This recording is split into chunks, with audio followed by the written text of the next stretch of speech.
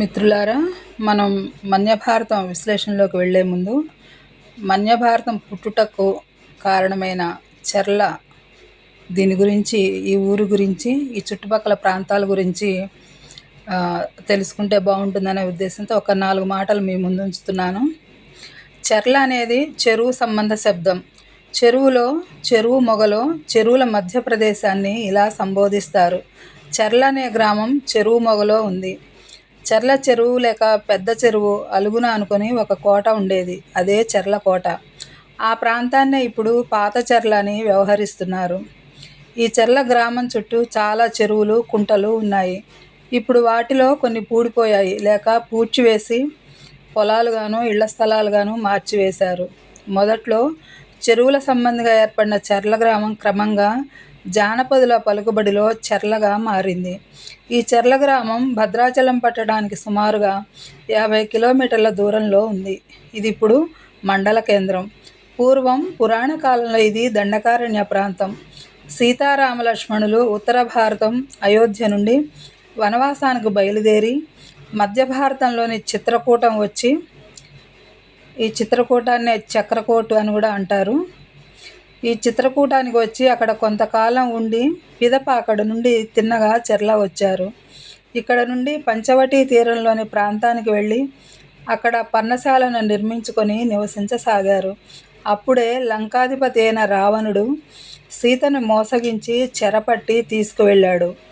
ఆ విధంగా సీత చెరబోయిన ప్రాంతంలోని చెర్ల గ్రామాన్ని చెర అనే పేరున చెర్లగా పిలువబడుతుందని కొందరి భావన.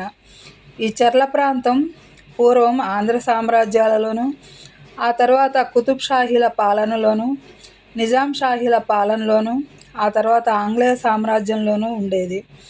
చెర్లలో ఒక గట్టి కోట కందకాలతోనూ మహావృక్షాలతోనూ పరివృతమై ఉండేది. అందులో కాకతీయ శిల్పకళతో శోభిల్లే ఒక శివాలయం, చాళుక్య శిల్పంతో విరాజిల్లే ఒక చెన్నకేశవాలయం కూడా ఉండేవి. ఇప్పటికీ చెర్ల చెరువు మొగలో ఒక నంది శిల్పం ఆలనా పాలనా లేకుండా పడి ఉంది.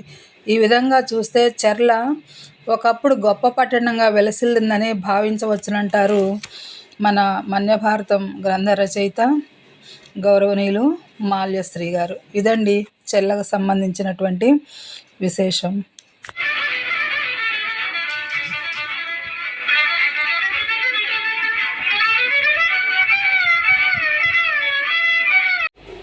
మన్యభారతం అనే గ్రంథంపై మీకు విశ్లేషణను వినిపిస్తున్నది శ్రీమతి సోంపాక సీత. సత్యగాథాభరితం చెర్లకోట చరితం మన్యభారతం మాననీయం సాహితీలోకాన శ్లాఘనీయం శ్రీ మాల్యశ్రీ గ్రథితం నవరస భరితం మన్యభారత ప్రాభవం ఆచంద్ర తారార్కం. ఒకప్పుడు నిజాం ప్రభువులు మరియు బ్రిటిష్ వారి ద్వంద్వ పరిపాలనలో ఉన్న ప్రాంతాన్ని మత్స్యవంశపు ప్రభువులు కప్పం చెల్లిస్తూ ఆ భూభాగంగా పరిపాలనాధికారం పొందటానికి వీలుగా ఒప్పందం కుదుర్చుకున్న నేపథ్యంలో రచించబడినది ఈ సత్యగాథ. నేడు అది భద్రాద్రి కొత్తగూడెం జిల్లాలో చెర్లగా కొలువైనది.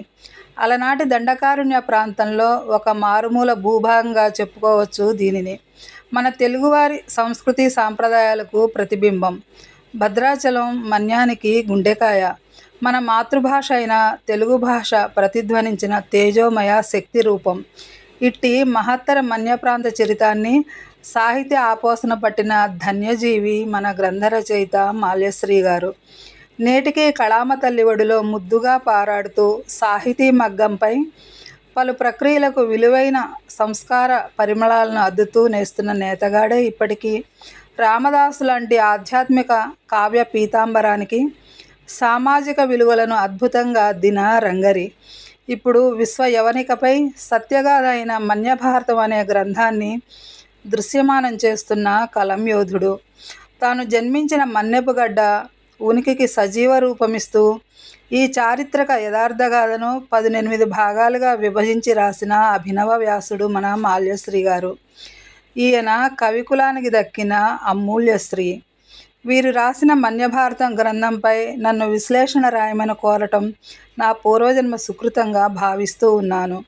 నేటి ప్రజలు బ్రతకటం నుండి జీవించడం వైపుగా అడుగులు వేయించగల దిక్సూచిగా ఈ గ్రంథం మనగలదని భావిస్తూ నా మనోభావనలను విశ్లేషణ రూపంలో వెల్లడి చేస్తూ ముఖ్యంగా నా మనసుకు హత్తుకొని ఆలోచింపజేసిన, రంజింపజేసిన సామాజిక, సాంస్కృతిక, రాజకీయ, మానవత్వపు స్థితిగతులకు అక్షర రూపమిచ్చే ప్రయత్నంలో ఒదిగినదే ఈ విశ్లేషణ.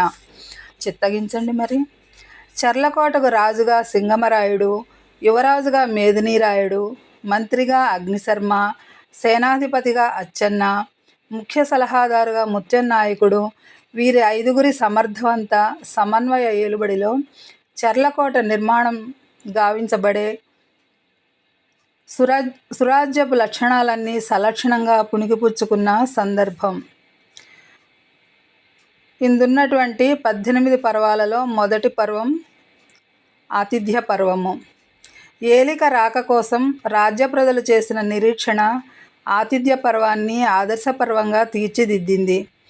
ప్రభువులపై భక్తి ప్రపత్తులతో ప్రజలు చూపే అభిమానం, వారొసగే విందులు గ్రోలటం, తృప్తి చెందటం చూస్తుంటే రామాయణ కాలంలో రాముని రాకకై పరితపించిన అయోధ్య నగరి గుర్తుకొస్తుంది. సఖ్యభక్తికి ప్రతిరూపంగా నిలిచిన శ్రీకృష్ణ కుచేల గాథ కూడా స్ఫురణకు వస్తుంది.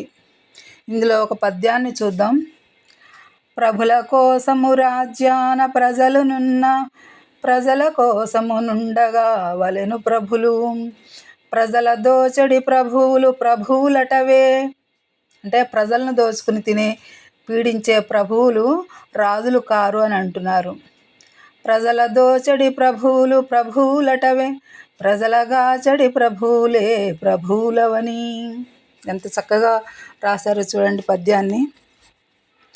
ఈ విధంగా సాగిన పద్యంలో ప్రభుత్వం ఎలా ఉండాలో, ఎలా ఉండకూడదోననే విషయాన్ని తేటతెల్లం చేస్తూ ప్రజలను ఆదుకుంటున్నామనే భ్రమల ముసుగులో దాగిన ప్రభుత్వాలకు ఓ చురక వేస్తూ, వాగ్దానాలకు లొంగి తమ ఓటు బ్యాంకును సమర్పించుకుంటూ సమకూరబోయే లబ్ధి కోసం వెర్రిచూపులు చూసే తీరును మార్చుకోలేని గొర్రెల వైఖరిని స్ఫురింపజేస్తారు పరోక్షంగా గ్రంథకర్త. ఇది చారిత్రక పద్యకావ్యం అయినప్పటికీ కూడా సామాజిక అంశాలని మనకి జ్ఞప్తికి చేసే విధంగా చేసిన వీరి పద్యరచన చాలా అమోఘం. మరొక పద్యము. దేశము కొరకై పుట్టుట, దేశము కొరకై మడియుట దేశీయులకున్, ఆశయమాదర్శము సందేశము మరి మరువరాదు స్థిరముగా ప్రజలను. దీని ద్వారా ప్రజల బాధ్యత ఎలా ఉండాలో కూడా ప్రస్తుతించటం ఎంతో బాగుంది. అంటే ప్రభుత్వమే కాదు, ప్రభుత్వం ఎడల ఆ దేశంలో నివసించే ప్రజల బాధ్యతను కూడా గుర్తు చేశారు రచయిత ఈ సందర్భంగా. ఇందులోని పద్యాల ద్వారా రాజ్యం అంటే భయము, భక్తి, గౌరవము గల చర్లకోట అస్తిత్వాన్ని పాఠకుల కళ్లకు కట్టించారు. చారిత్రక సత్యాలకు వర్తమానపు నగిషీలు చెక్కి పాఠకులను ఆలోచింపజేస్తూ వివేచనా మార్గంలో నడిపించడం ఈ రచయిత పాళీకున్న విశిష్టత. మిత్రులారా నమస్తే. సోంపాక మ్యూజింగ్స్ సమర్పించు సాహితీ సంపెంగలకు స్వాగతం. ఇందులో భాగంగా మీరు వినబోయే నేటి విశ్లేషణ సంపంగి మన్యభారతం. గ్రంథకర్త గౌరవనీయులు, సాహితీ దిగ్గజం, సాహిత్య రంగంలో పరిచయం చేయాల్సిన అవసరం లేని ఖ్యాతి గడించిన వారు మాల్యశ్రీ గారు రచించినటువంటి మన్యభారతంలోని విశ్లేషణ వింటున్నాం మనం. మీ అందరికీ కూడా ఈ విశ్లేషణను ఆస్వాదించాల్సిందిగా కోరుతూ పునఃస్వాగతం. 2వ పర్వము పూర్వాపర పర్వము. చర్లకోట రాజైన సింగమరాయనికి అత్యంత ఆత్మీయుడు, ఆప్త సలహాదారుడిగా గణతికెక్కిన అనధికార ప్రముఖుడైన ముత్యమనాయని స్వామి భక్తి, పట్టుదల, సచ్చీలతను విశదపరుస్తూ ఒక పద్యాన్ని రాశారు. దాన్ని మీకు వినిపిస్తాను. యువకులందున తాను యువకుడై పంతాలు పట్టి సాధించును పనులనెల్లా, వృద్ధులలో తాను వృద్ధుడై బుద్ధ్యుపదేశంబులొనరించు ధీమతముగా, వీరులలో తాను వీరుడై విక్రమ పాటవంబును చూపు ప్రతిభదనరాం, సాధులలో తాను సాధువై సత్సంగ సంగతి నోలాడు సమరసమునా అని రాస్తారు. ఈ పద్యాన్ని బట్టి మనకేం తెలుస్తుందంటే, ముత్యమన్నయు అన్నిట ముత్యమగునంటారు కవి. నిజమే కదా. మేలిమి ముత్యానికి ఇదమిద్దమైన రంగు అనేది ఉండదు. దాని విలువ ఎప్పటికీ మారబోదు, అనగా శాశ్వతం. ఈ విధంగా నిస్వార్థపూరిత స్నేహతత్వంతో ఓలలాడే ముత్యమ నాయకుడు వంటి వాడు రాజ్యంలో ఒక్కడుంటే చాలు. నిజమే కదా. ఆ రాజ్యం నిశ్చింతగా ఉండగలదనే సత్యాన్ని ఎరుకపరుస్తూ రాజ్య వ్యవహారాలలో క్రియాశీల భాగస్వామిగా ముత్యమనాయుని పాత్రను రూపుదిద్దారు గ్రంథకర్త. ముత్యమనాయకుడు వంటి ఆప్త సలహాదారుడు ఒక్కరైనా ఉన్నారో లేరో మన యంత్రాంగంలోనని నేటి ప్రభుత్వాలు తరచి చూసుకుంటే ఎంత బాగుంటుందో కదా. ఇంకా మూడవ పర్వంలో ప్రవేశిద్దామండి. విద్యా ప్రదర్శన పర్వము.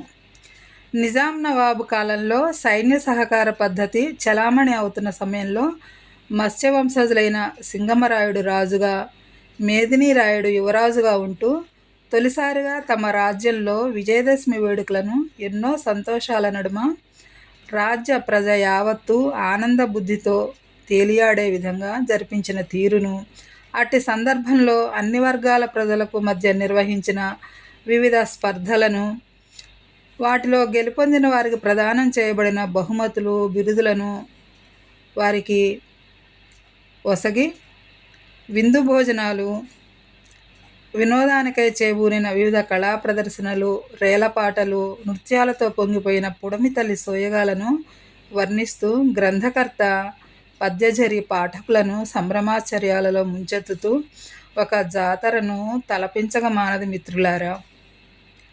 మత్స్యవంశ మహేశులు మడిమదిప్పని వారలు, మట్టిలో దాగియున్నట్టి మణులు సుమ్మా మన్యజనములు అనే పద్యపాదాలలో గ్రంథకర్త వర్ణించిన తీరును, మన్నెసీమపై వారికి గల అపారమైన ప్రేమాభిమానాలు, అవి ఉప్పొంగిన గంగాతరంగమై ఎగసిపడుతూ పఠితులను రోమాంచితం గావించక మానదు. మన్నెసీమ అన్నిటా మాగాణమే కదా మరి. ఇక 4వ పర్వంలోకి ప్రవేశిద్దాం. విజయకేతన పర్వము. తమ రాజ్యాన్ని సంరక్షణ చేసుకునే దిశగానే లేక సువిశాలం చేసుకోవాలనే ఇచ్ఛతోనో రాజులు ఇతర రాజ్యాలపై దండెత్తడం, యుద్ధాలు చేయటం సర్వసాధారణం. ఈ విధంగానే ఓమారు గోదావరి మధ్య ప్రాంతమైన సామగడ్డపై చెర్ల ప్రభువులు పోరు సల్పటం, అందులో విజయులవటంతో చెర్లకోట యొక్క కీర్తి ఇనుమడిస్తుంది. సేనాధిపతి అచ్చెన్న నాయకత్వంలో చెర్లకోట ఇనుమడించిన విజయోత్సాహంలో ఉండగా, తమ సేనలోనే కొందరు ఇంటి దొంగలుగా మారారనే అపోహతో వారు రోహిలాలుగానే తలచి దాన్ని సహించలేక అందులోని ముఖ్యుల్ని అంతమొందిస్తాడు అచ్చెన్న. సామగడ్డపై చెర్ల జెండా దిగ్విజయంగా ఎగురవేయబడుతుంది.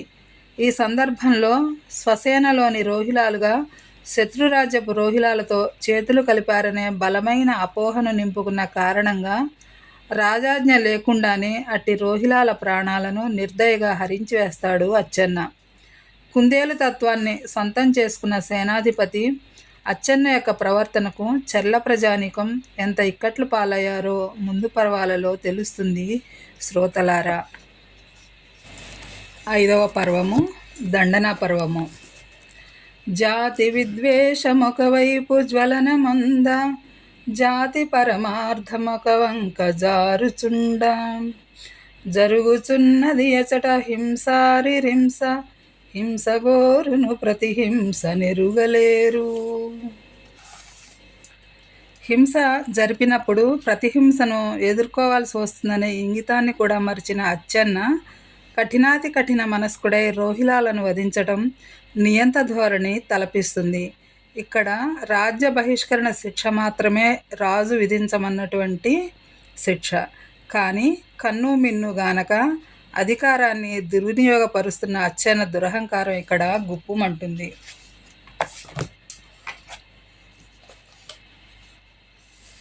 ఏ విచారణ లేకుండా ఇట్లు మమ్ము శిక్ష కరజేయుటన్నది కక్షగాదే, చెర్ల ప్రభుడిట్టి చైదాలు చేయబోడు, నీదు కుట్రయ ఇది ఎంత నిక్కువముగా. ఈ పద్యాన్ని చదువుతుంటే రోహిలాల హృదయ రోదన పాఠకుల మానసాన్ని కలిచివేయక మానదు. 6వ పర్వము ప్రియదర్శన పర్వము. బస్తర్ జిల్లాలోని దంతేవాడ గ్రామంలో దంతేశ్వరి మాత ఉత్సవాలు 11 రోజుల పాటు అంగరంగ వైభవంగా జరుగుచుండగా వాటిని తిలకింప ఇష్టుడై మేదిని రాయుడు తన సర్దార్లతో కలిసి ఆ ప్రదేశానికి వెళ్ళటం, అక్కడ కొలువైన దంతేశ్వరి మాతను దర్శించుకోవటంతో పాటుగా అచ్చట పరవశింపజేసే ప్రకృతి సౌందర్యానికి ముగ్ధుడవుతాడు. మాధవీదేవిని గాంచి తొలిచూపులోనే ప్రేమిస్తాడు మేదిని రాయుడు. ఆ సందర్భాన్ని పురస్కరించుకుని గ్రంథకర్త రాసినటువంటి పద్యాన్ని మనం విందాం. ఎంత ఆకర్షణము మరెంత ప్రేమ భావమో, ఎదదోచిన భామ పైన ఎంత ఆరాధనమో, మరెంత వింత వేదనమో వింత గొలుపునా వెలది పట్ల.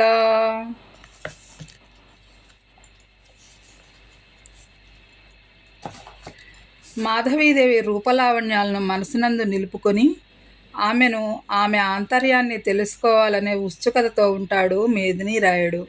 ఈ సందర్భంగా గ్రంథకర్త మాధవీదేవి యొక్క అందచందాలను వర్ణిస్తూ చేసిన పద్యాలు చాలా మనోహరంగా వినసొంపుగా ఉంటాయి. వీటిని ప్రతి ఒక్క పాఠకుడు ఆస్వాదించి తీరాల్సిందే. 7వ పర్వము మిత్ర సంగమ పర్వము. స్నేహమందు చూడ చిన్న పెద్దలు లేరు. అంతే కదా, స్నేహానికి వయోభేదం అనేది, కులమత ప్రాంతీయ భేదాలు అనేవి లేవు. స్నేహమందు చూడ చిన్న పెద్దలు లేరు, అందరును సమానులచట మిత్ర చెలిమి, గౌరవము చెర్లకోటకు సాజమయ్య మత్స్యవంశమమలమయ్యా అంటూ పద్యకీర్తన మనరిస్తున్నారు గ్రంథకర్త. తరతమ భేదభావాలు ఎరుగని స్నేహహస్తం చాచటం మత్స్యవంశస్థులకే చెల్లు అంటూ తేల్చి చెప్పేస్తారు రచయిత ఈ పర్వంలో. ఇది సర్వకాల సర్వావస్థలలోనూ ఎల్లరకు ఆదర్శనీయ విషయం. ముఖ్యంగా పాలకులు తమ ఏలుబడిలో ప్రజల సానుభూతి సంపాదించటం కోసం వారితో బంతి భోజనాలు చేసి అటు పిమ్మట సబ్బుతో చేతులు కడుక్కునేవారున్న ఈ సమాజంలో మనిషి మానసిక వికారాలపై సంధించిన అస్త్రంలాగా ద్యోతకమవుతుంది ఈ పద్యం. ఈ పద్యం చెర్లకోట విశిష్టతను మరియు మిత్రత్వంపై వీరుకున్న అభిమానాన్ని ప్రకటింపజేస్తుంది. మత్స్యవంశీయులు సదా స్నేహాభిలాషులే మరి. 8వ పర్వము ప్రేమోదయ పర్వము. దంతేశ్వరి మాత ఉత్సవాలలో ఆఖరి రోజు హోళీ వేడుకలను తన మనసును దోచి ఇట్టే మాయమైన సుందరి కోసం మేదిని రాయుడు కళ్ళతోటే పరిపరి విధాల ఆ పరిసర ప్రాంతాలన్నీ వెతుకుతాడు. ఇంతలో భువనైక సౌందర్య రాశిని తలపించి ఆమె రూపం సాక్షాత్కరింపగా త్రుళ్ళిపడతాడు. నాడు తొలిచూపులోనే అంకురించిన ప్రేమ నేడు మొగ్గ తొడిగి పుష్పించింది.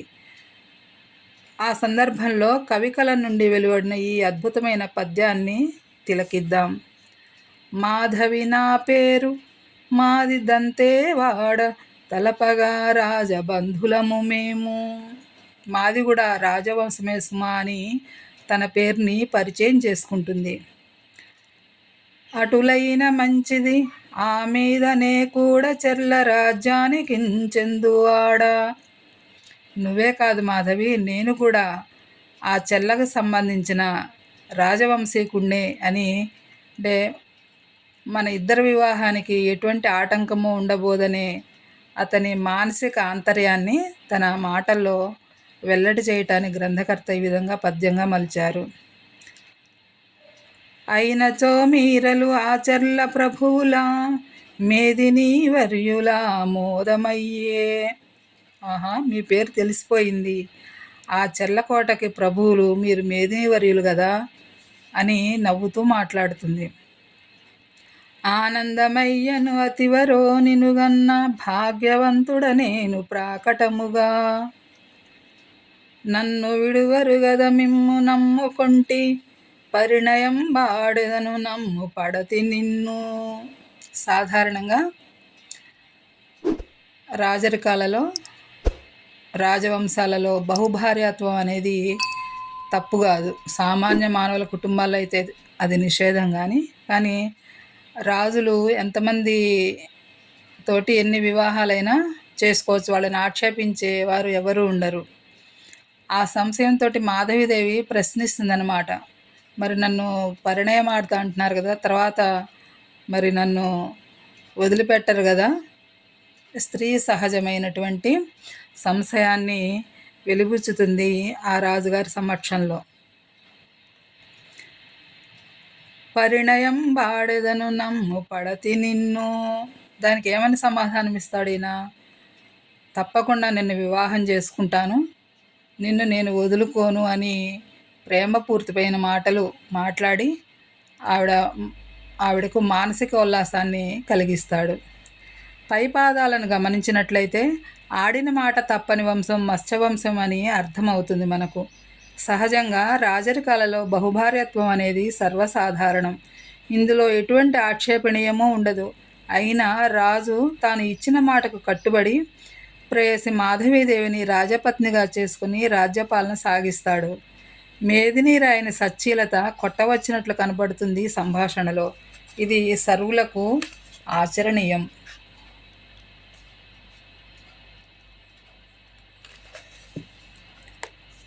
పట్టాభిషేక పర్వము 9వ పర్వము. సింగమరాయుడు తన వయోభారం కారణంగా చెల్లరాజ్యానికి యువరాజైన మేదినీరాయుడిని రాజుగా పట్టాభిషిక్తుడిని గావిస్తాడు. ఈ శుభ సమయంలో రాజ్య ప్రజల సంతోషానందాలను వర్ణించిన తీరు అద్భుతంగా ఉంటుంది ఇప్పుడు మీరు వినబోయే పద్యంలో. ఈ తరుణంలో సింగమరాయుడు ప్రజలను ఉద్దేశించి చేసిన సంభాషణకు గ్రంథకర్త రాసిన పద్య రూపాన్ని మీరు కూడా వినండి.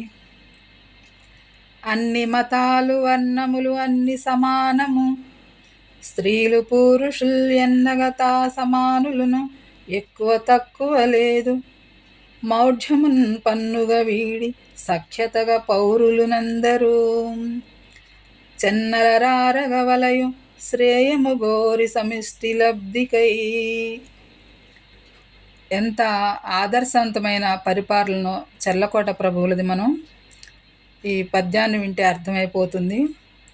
మా దృష్టిలో అన్ని మతాలు సమానమే, అన్ని కులాలు సమానమే, స్త్రీ పురుష భేదం లేనే లేదు, ఎక్కువ తక్కువ అనే తారతమ్యం లేదు. ఒకవేళ మీ మనసుల్లో అలాంటి భావాలు ఏమన్నా ఉంటే వాటిని తుడిచివేయండి. అందరినీ సమానంగా చూసే సమానత్వ భావనే మాది. ప్రజలందరూ కూడా సఖ్యతగా ఉండాలి. ఇంకా ఏమని చెప్తున్నారు అక్కడ? హితవు పలుకుతున్నారు. అందరూ కూడా స్నేహితుల మాదిరిగా ఉండాలి. అంటే స్నేహంలో ఉన్న గొప్ప సుగుణం ఏంటంటే కల్మషం లేనిది స్నేహం.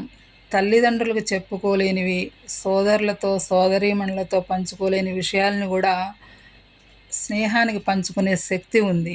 అందుకని అన్నిటికంటే గొప్పది స్నేహం అని కవులు వర్ణిస్తుంటారు, పెద్దల సూక్తి కూడా. కాబట్టి ఆ విధంగా రాజ్య ప్రజలందరూ కూడా సఖ్యతగా ఉండాలి. అప్పుడు మీకు చక్కని శ్రేయస్సు లభిస్తుంది. అందరం కూడా సమిష్టిగా రాజ్యాభివృద్ధి కోసం పాటుపడదాము అని వాళ్ళందరితోటి మాట కలపటమే కాదు, చేతలు కూడా కలుపుతూ నడిచిన ప్రభుత్వం అది. అందుకే ఈనాటికి మనం దాన్ని స్మరిస్తూ ఉన్నాం.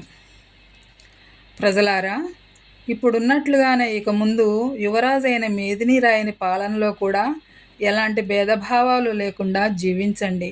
మతాలు ఏవీ లేవని, మానవత్వమే మతం అంటూ ప్రజలంతా ఐకమత్యంతో ఉండాలనే కాంక్షను వ్యక్తం చేయటాన్ని గమనిస్తే మత్స్యవంశీయులు అభ్యుదయవాదులనే యథార్థం కళ్లకు కట్టినట్లు కనిపిస్తుంది. ఆ వంశంలో జన్మించిన వ్యక్తే ఈరోజు మనం స్మరించుకున్నటువంటి మన్యభారత గ్రంథకర్త అయినటువంటి మాల్యశ్రీ గారు. అలాంటి అభ్యుదయ భావాలనే పుణికిపుచ్చుకున్న మహాత్ములు, మంచి మనసున్నవారు.